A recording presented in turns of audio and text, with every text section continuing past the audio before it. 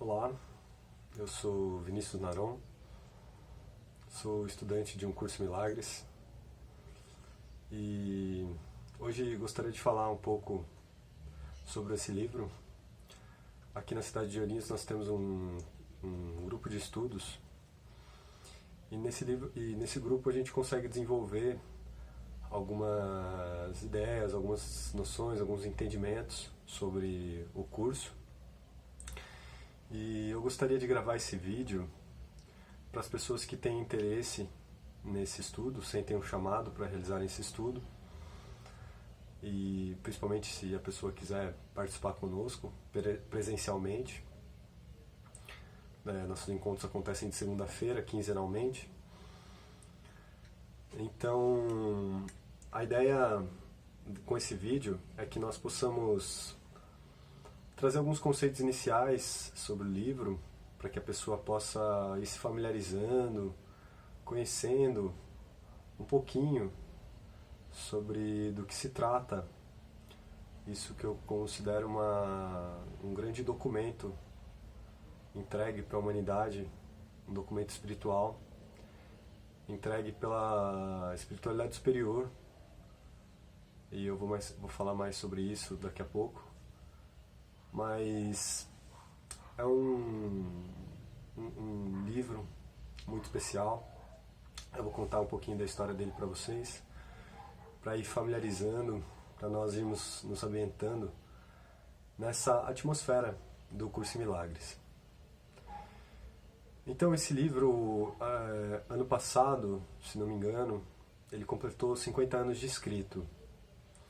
Agora a forma como ele foi escrito por si só já é muito interessante e vale a pena ser trazido para refletir, para nós podermos refletir a grandiosidade desse projeto. O Curso Milagres, ele foi escrito por uma norte-americana chamada Ellen Schumann. Ellen Schumann, ela era uma psicóloga que trabalhava no hospital, na ala da psicologia, tratando dessa parte.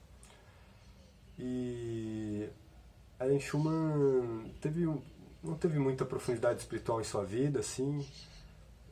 Ela fazia os estudos de psicologia, mas até depois de um certo tempo ela se considerava ateia. Ela fez os estudos assim do materialismo, da filosofia, e como muitos profissionais de psicologia ela veio a se tornar ateia.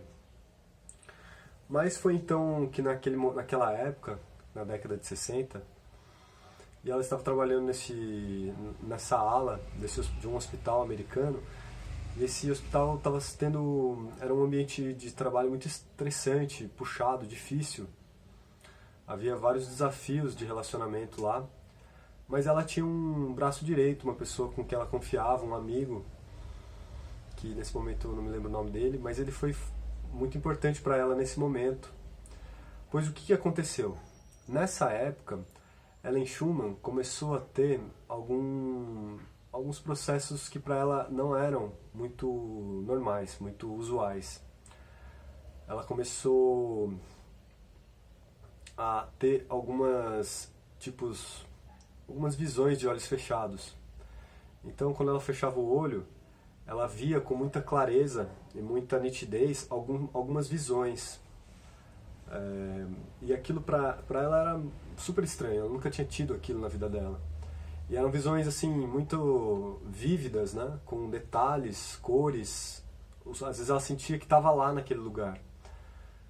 Ela conta de uma vez que ela teve onde tinha se eu não me engano, acho que era um barco passando num rio, assim, que ela conseguia ver com muita clareza. E essas imagens, por um tempo, elas começaram a aparecer e foram se tornando cada vez mais fortes. Cada vez mais fortes. Cada vez mais fortes.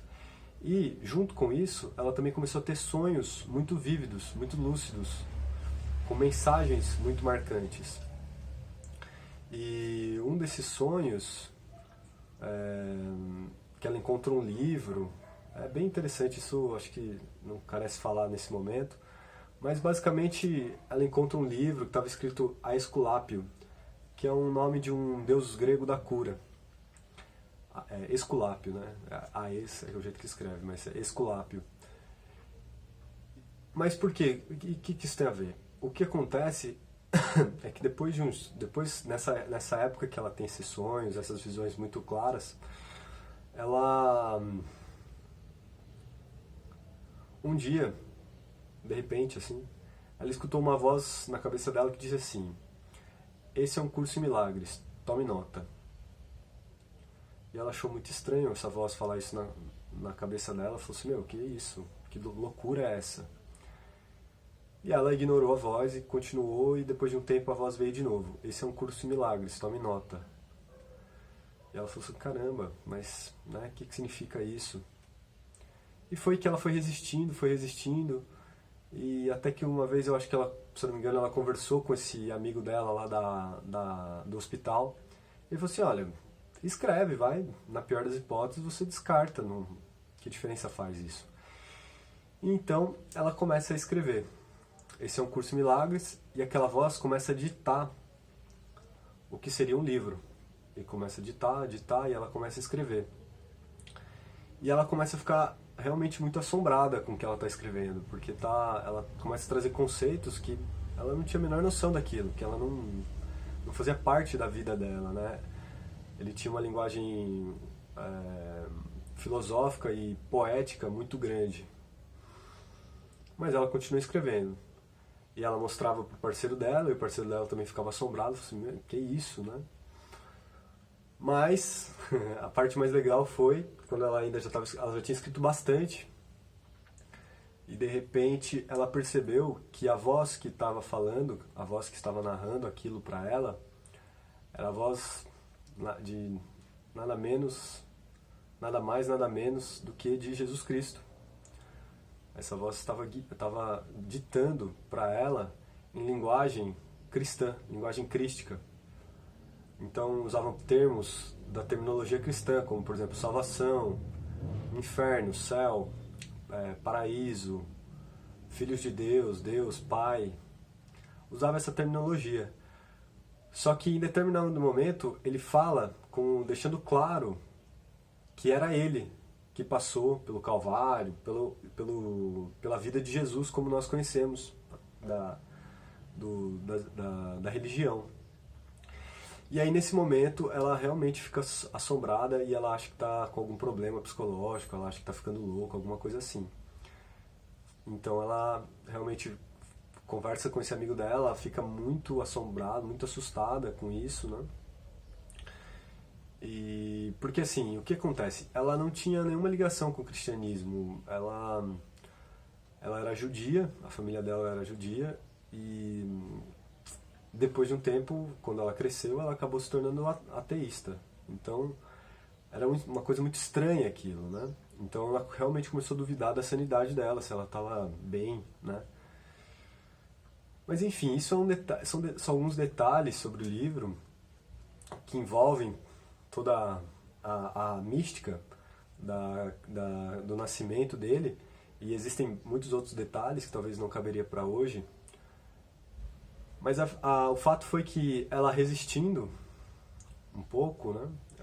Resistindo, mas ela conseguiu escreveu toda a obra, e demoraram-se 7 anos, e foram escritos em 3 livros e alguns suplementos: o livro texto, o livro de exercícios, o manual dos professores e mais alguns suplementos. Tudo isso demorou 7 anos, uma longa jornada. O texto saiu praticamente intacto, não existiam quase que nenhuma correção, e se algumas correções acontecessem, se ela mudasse, a voz pedia para voltar para o original. Inclusive ela conseguia, por exemplo, se ela estava escrevendo e alguém interrompesse ela conseguia voltar para o trecho que ela estava de maneira perfeita, sem perder nada da qualidade, né, da métrica ali, porque o Curso em Milagres é escrito do original em inglês, e ele usa uma métrica que chama pentâmero iâmbico, que é uma métrica, para vocês terem uma ideia, que Shakespeare usava muito nos textos dele. Então ele é uma métrica perfeita, que eu não sei explicar muito bem, mas é uma métrica de 5 penta, né? Uma métrica de 5, não sei dizer. Que no inglês isso está intacto, quando traduz para o português perde essa métrica, embora muito da poesia ainda fique. Só que detalhe, ele mantém essa métrica poética por muitas páginas ininterruptamente, sem perder. Então isso é extremamente interessante, porque são versos muito difíceis de se fazer. Então é isso, esses são os primeiros detalhes, primeiras impressões do livro, da história do livro, que talvez ajude a situar a pessoa, o iniciante, nessa jornada. Agora, isso são meros detalhes perto do que está escrito lá, do conteúdo que esse livro traz. Porque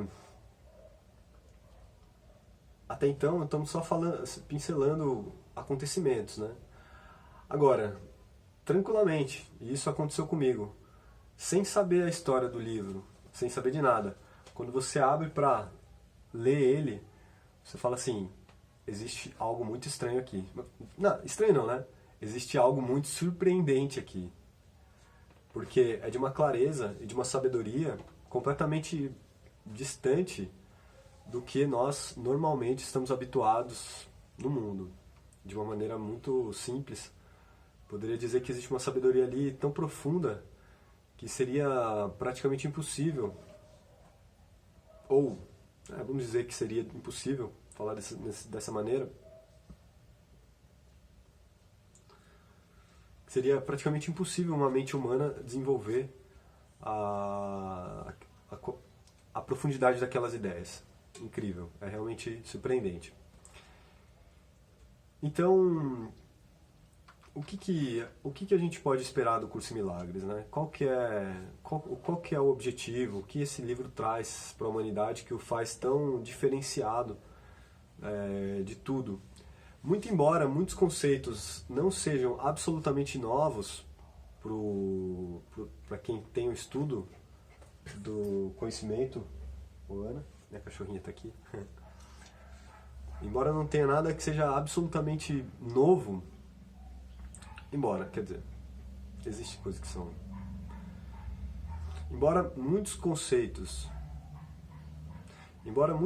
dos livros já sejam familiares para quem está estudando a espiritualidade, a clareza, o entendimento e a completude com que é trazido todas as informações fazem o sistema extremamente sólido, um fundamento muito sólido, muito forte, a qual você pode sustentar aquilo, uma gama quase que infinita de possibilidades na vida, né?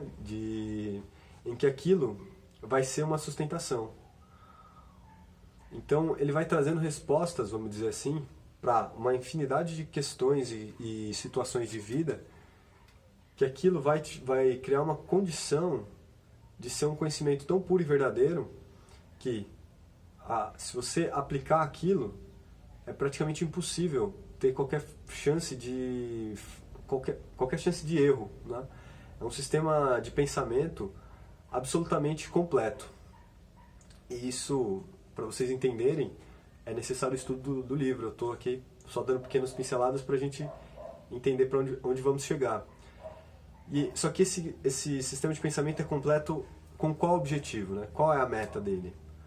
A meta do livro é tão simplesmente mostrar que o medo, que é uma energia, uma força que praticamente é o senhor desse planeta, desse mundo, como fala o livro, o medo é o senhor desse mundo, mostrar que esse medo, ele no fundo, ele é irreal,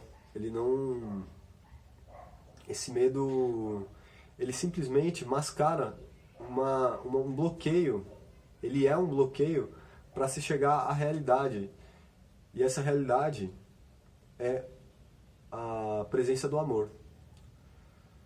Então, ele fala que o amor nunca se afastou de nós, o amor sempre se manteve presente.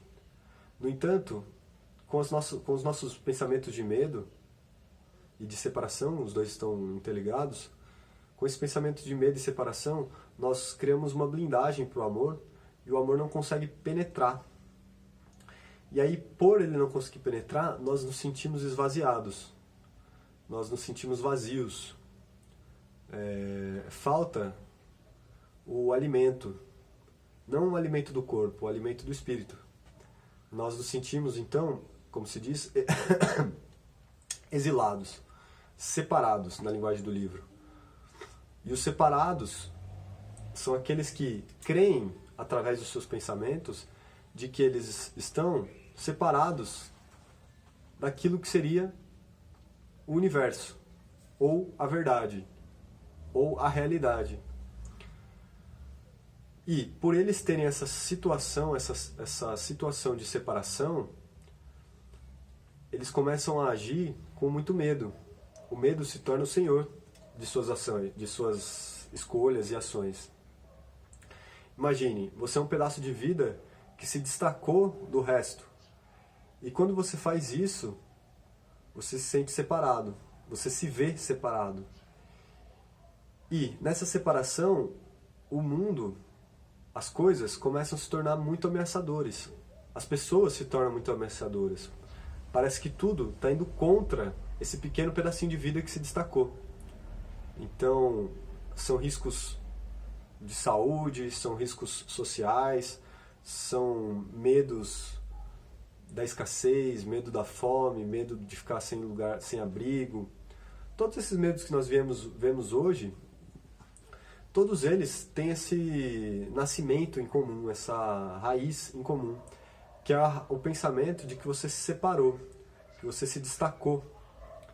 E aí, desse destaque, você se torna indefeso, você se torna vulnerável. E nessa vulnerabilidade, o medo é constante. Você sente que está sempre sendo ameaçado. Agora, a grande sacada do livro é que, embora essa seja a situação praticamente geral de todas as pessoas desse mundo, a grande libertação é que o medo, ele só existe porque devotamos a nossa crença de que ele é real. Da mesma maneira como você crê que, por exemplo, se você chora em um filme, acreditando, se emocionando com aquilo como se aquilo fosse real. Mas você sabe que no filme, você vai sair do filme, acabou e tá tudo bem. Agora o medo, parece que é um filme que você não sai do cinema, você fica revivendo ele a todo dia, a todo momento, no seu dia a dia, e as pessoas inventam medos novos para ficarem, como se diz, assistindo, contemplando, dizendo, olha, o medo... E ele vai se tornando cada vez mais real, até o ponto que as pessoas começam a se tornar desesperadas. Até o ponto que as pessoas ficam malucas mesmo por causa disso. Fazem guerras. Todas as guerras têm uma base de medo.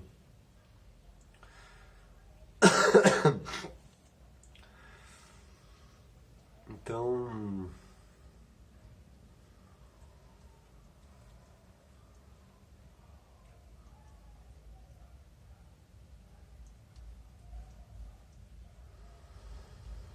Agora, compreendido que estamos sendo regidos pelo medo, e compreendendo também que o amor nunca nos deixou, como fazemos para realizar essa transição de uma realidade assustadora para uma realidade segura? Uma realidade onde você está respaldado pela unidade e respaldado pelo alimento do amor. Então o amor se torna aquilo que te sustenta, aquilo que te protege, aquilo que te guarda.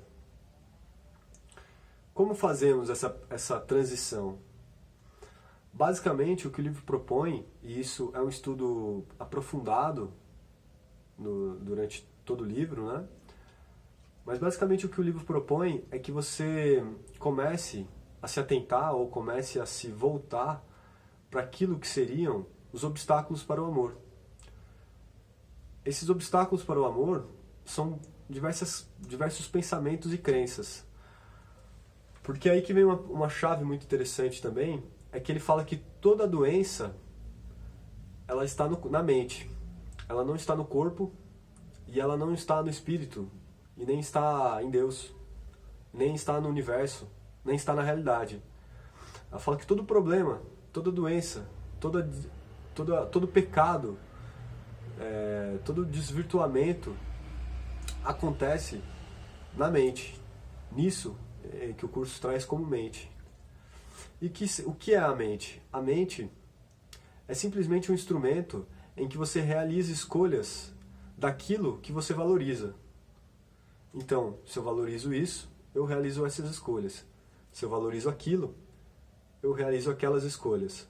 No caso, nesse mundo do medo, as escolhas que são valorizadas estão relacionadas com o medo, com a separação. Então, isso vai me gerando essa sensação de que eu estou no caminho certo. Porque a partir do momento que eu escolho aquilo que eu valorizo, parece sempre que eu estou fazendo boas escolhas. Então, por exemplo, vou comprar um seguro porque eu vou ficar melhor, ou não vou sair em determinado horário para não passar em tal bairro porque lá é perigoso. Enfim, não estamos falando que você não vá, de alguma maneira, ser cuidadoso. Mas esse cuidado, ele não está relacionado por um medo. Esse cuidado simplesmente está no fato de você saber que algo é problemático ou não. Por exemplo, você não põe a mão no fogo porque você tem medo do fogo. Você não põe a mão no fogo porque você sabe que aquilo vai queimar e vai doer. É uma situação completamente diferente. Agora, as pessoas não fazem isso. As pessoas, elas vivem num estado de terror psicológico. Um medo que domina a mente delas e faz, inclusive, elas verem coisas que não existem. Assim como as crianças. As crianças vivem com medo de coisas que não existem.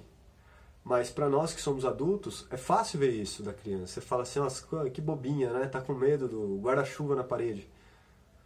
Nós vemos isso. Agora, quando é conosco, aí não. Aí os nossos medos são reais. Nós temos uma pretensão de inteligência, né? De que conhecemos, que sabemos, né? Do que se trata a vida. Isso é um outro princípio do livro, né? Só para constar aqui. Ele diz que não sabemos o que acontece conosco, de uma maneira muito simples. Não temos condições de dizer, de entender o que está acontecendo conosco verdadeiramente.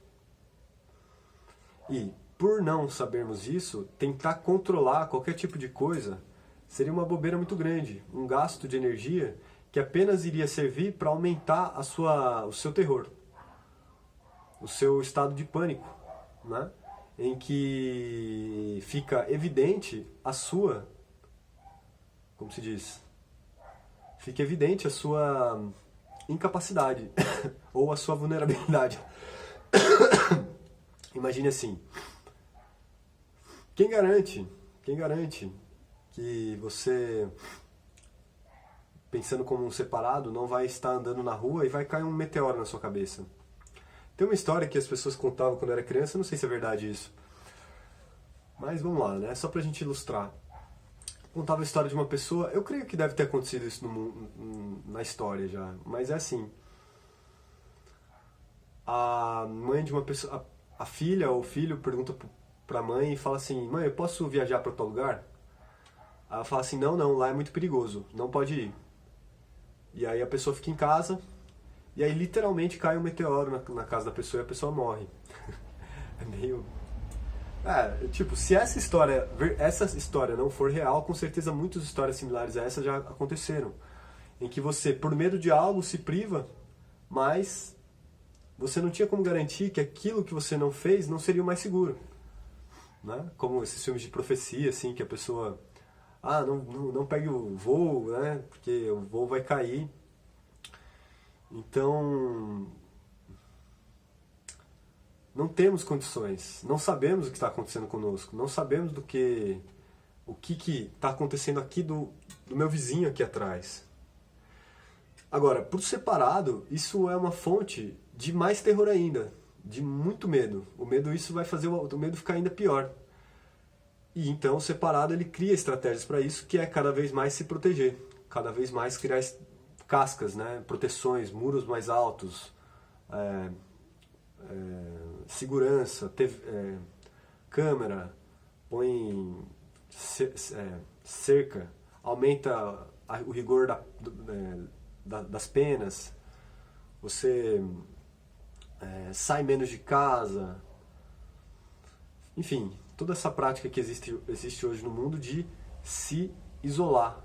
Evita ter relacionamentos muito próximos, porque os relacionamentos próximos podem te ferir. Evita coisas muito ousadas, porque você sabe que o ousado pode fazer você perder o controle. Só que o que acontece? Você vai se encastelando nessas cascas de proteção e isso vai te tornando impossível da vida, do próprio fluxo da vida, de adentrar e conseguir te orientar naquilo que você precisa. E então você se torna escravo de coisas que, na melhor das hipóteses, não te alimenta, não te faz feliz, não te faz pleno, não te traz paz. Agora, na pior das hipóteses, isso leva para o que o livro fala, é dor, morte e sofrimento. É um caminho em que você está orientado pelo medo, e o medo ele só tem uma meta, que é o seu extermínio. O livro fala isso de uma maneira muito clara. E talvez aqui não fique tão entendido o que isso significa. Mas o medo, ele quer dizer, a separação, o pensamento da separação, que acarreta o medo, ele tem apenas uma meta, mostrar que a morte ela é possível e ela está chegando rápido. Ela está vindo na sua direção o mais rápido possível. Porque quando esse pedaço de vida se destaca, o primeiro pensamento que surge é: algo pode me ameaçar. E a finalidade do que pode me ameaçar é a minha destruição. Essa ameaça vai me levar para a destruição. E aí eu estou indefeso. A morte está sempre no meu calcanhar. E de fato é isso mesmo que acontece. As pessoas começam a trilhar um caminho que leva para a destruição. Em nível individual, vícios, doenças, hábitos autodestrutivos, as pessoas comem veneno de uma maneira muito natural, as pessoas se batem, né? As pessoas se agridem. É o caminho da morte. E, ao contrário, e aí esse caminho da morte, inevitavelmente, leva para a morte. De uma maneira muito simples. Mortes prematuras, mortes dolorosas, mortes sem sentido, mortes desnecessárias. E o caminho do livro, ele fala que nada disso é necessário. Que tudo isso são escolhas que uma mente confusa, uma mente perdida, que valoriza coisas sem sentido, que essa mente escolheu. E isso que essa mente escolheu vai te levar para esse caminho, ou você pode, como o livro fala, escolher de novo. E aí, escolhendo de novo, você segue por um caminho de vida. E nesse caminho de vida, a morte não toca. Nesse caminho de vida, você não se sente ameaçado. Você se sente respaldado. Você se sente seguro. Você se sente apoiado. Porque é um caminho em que você não está separado. Você não está desunido. Não é você contra todo um universo. É você junto com todo esse universo. E esse universo nunca se separou. Ele sempre foi um. E sendo sempre um, você está junto com o Sol. Você está junto com as estrelas. Você está junto com a Terra. Você está junto com os animais. Você está junto com o reino vegetal. Você está junto com tudo. E tudo te apoia. Tudo te colabora com você. Tudo te quer o seu bem. Porque o bem de um é o bem de todos. Isso fica óbvio. Isso fica explícito. quando compreendemos que a escolha da unidade, ela é a escolha que se baseia dentro do que podemos compreender como real. É uma escolha que se baseia na realidade. E sendo baseado na realidade, você não tem como cair nas mentiras do medo. Agora, se a gente fosse falar sobre essa questão de realidade, talvez, que o livro é um pouco extenso, compreendemos o que é real e o que não é. Essa é uma parte muito importante, mas creio que nesse momento talvez o vídeo vai ficar um pouco longo, a gente pode falar no próximo momento. Mas a única coisa que o livro pede, é a única coisa, é incrível, a simplicidade que ele traz é fantástica. A única coisa que ele fala assim: nada real pode ser ameaçado, nada irreal existe. Nisso está a paz de Deus. Vou repetir. Nada real pode ser ameaçado, nada irreal existe. Nisto está a paz de Deus. Então, basicamente o que ele fala é: escolha com base na realidade. Escolha, valorize a realidade. Valorize a verdade. E assim você encontrará a paz de Deus. A paz que não tem limites. A paz que não está vinculada a nenhum movimento. A paz que não está vinculada ao fim de uma guerra. É uma paz que mesmo no caos ela existe. É uma paz que ela é interior e ela é completamente alheia aos movimentos das mutações do mundo. Ela é alheia não no sentido de isolamento, porque isso aí cairia em outro extremo, né? Ela é alheia no sentido de que as mutações do mundo não têm condições, as mudanças caóticas que o mundo exige, né? Que o mundo que é do mundo, não tem condições de ferir essa paz interior. Agora, para chegarmos nessa paz interior, temos que fazer uma escolha. E essa escolha é a escolha da verdade. É a escolha de estarmos devotados ao que é real. E esse é o caminho do livro. É o que o livro nos propõe. Então, é isso. É uma leitura muito rica, uma leitura muito profunda. Talvez algumas pessoas no início estranhem um pouco a linguagem. É uma linguagem com uma poesia muito maravilhosa. Eu sou suspeito para falar, porque eu gosto muito. Mas todos com calma, todos com tranquilidade podem vir a receber. É dito que o livro escolhe um momento em que você está preparado para receber esse ensinamento. Então, muito calmamente, muito tranquilamente, todos terão o seu momento. Todos passarão por esses ensinos. Porque ele também fala que é impossível se manter na ilusão para sempre. Na eternidade todos seremos salvos. O livro traz isso de uma maneira muito clara. Agora, como isso vai se dar, não sabemos dizer. Mas, para as pessoas que escolherem o livro de Um Curso em Milagres, com certeza é um caminho muito maravilhoso. E é só para não deixar batido, por que chama Um Curso em Milagres? Porque milagres significa uma mudança. Isso é extenso, mas eu vou falar de uma maneira bem resumida.